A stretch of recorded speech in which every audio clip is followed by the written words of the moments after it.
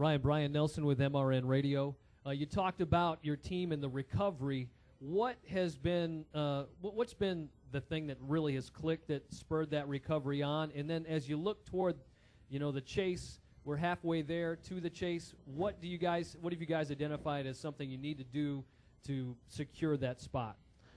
I feel like as a team, we have a notebook. We have had faster race cars. We've had more consistent race cars. Again, our durability has been very good with respect to the car. We had one engine failure back in California, but in general, just having that time together, that experience, the communication, knowing Tony Gibson a little bit better, knowing Johnny Klossmeyer, my race engineer, a little bit better, and having that notebook to go back and say, in the spring, we ran okay in the fall, let's come back here with the spring setup, those types of things.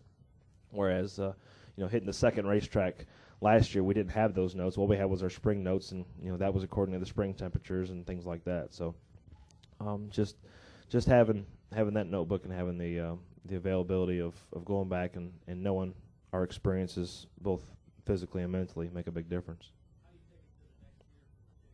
How we take it to the next gear, just keep polishing it up, building better race cars, more downforce, and all the things that we can do to make the race cars better, and as a team, just fine tuning, doing, we feel like we're 4, 5, 6 years behind, what the 48's got going on. So building that team, building that morale, that mentality is a big part of what we do. Having the confidence of knowing who you're working with and that you can haul it into the corner. That 3 miles an hour faster and come out 2 miles an hour faster is extremely important. David Newton, ESPN.com, and we're glad to see at least one member of Stuart Haas appreciates being in the media availability, too. We saw Jeff Burton lose his cool last weekend, and you don't see him do that. It'd be kind of like watching you almost lose your cool. You don't do that very often. Were you surprised by that, A? And two, is there a breaking point with everybody where frustration kind of gets to them where they go outside their personality? I won't say I was surprised to see it. I was surprised to see it last as long as it did. Jeff usually say his piece and walk on, but he came back for round 2 and round 3. It seemed like, but it's everybody has their breaking point, and everybody especially when he had as good a car as he did. And I didn't see what exactly happened on the racetrack, but I've been on the receiving end of an accidental cut tire, and it's no matter what happens, no matter if it was on purpose or not, it's a frustrating deal. So either way, he'll get through it. I'm pretty sure after Tuesday he was good with it, and he'll come into Pocono and try to win again. Tom Bowles, SIandFrontstretch.com. As Mike said, the roles are kind of reversed this year, and you're in a situation where the boss is struggling. And I was just wondering what you guys have been able to offer or can offer a guy that's pretty much accomplished everything there is to accomplish like Tony has, and how Tony's leadership has been through this whole process, because looking back, it's really the first time that you guys went through a cycle where both of you guys were down at the same time. Yeah, and in general, it's just that common understanding of the teamwork and what we can do to help each other. It's really no different than anything else that we do any other time of the season. It's just a matter of being maybe a little bit more delicate about it. I mean, you don't want to knock a guy when he's down, and you don't want to tell him all the things that he's doing wrong. At the same time, you want to try to help him with what we think is right. So, you don't go up to a guy and say, hey, why do you have that right rear spring? And you say, hey, we're running this right rear spring.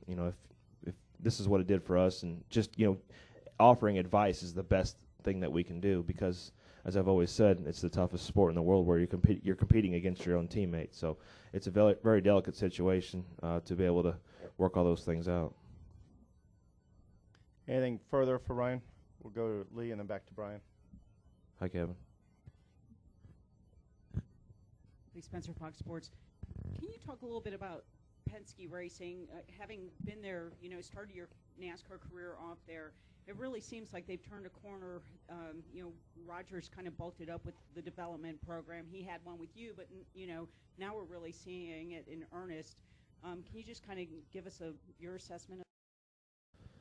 Well, I will say that from what I have seen in racing, that there are always cycles, and obviously from what Kurt and that 2-car team have done, they've come back to the top of the cycle, and what they've done with their nationwide program too is very strong.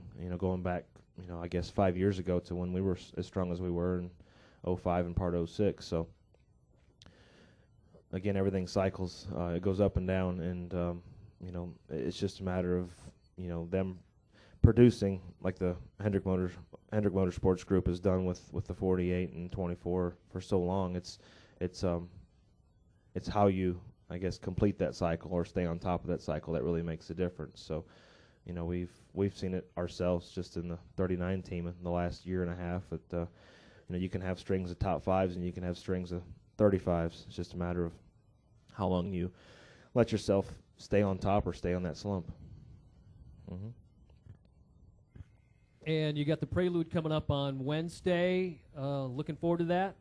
Yeah, absolutely. It's a really big week for Gillette as one of the young guns or old guns, whatever I am now. But you know, ultimately they have a new razor coming out June 6th, and this race here, the Prelude, it's a big week for Gillette, and I'm really proud to represent them and you know, represent what the Prelude is and what they do for the charities. It's a great event that Tony and his group. I don't think if anybody ever walks out of there and doesn't have fun, they won't be invited back, because there's no reason not to. And you know, I really enjoy that racetrack. I enjoy dirt racing, and I look forward to that as well.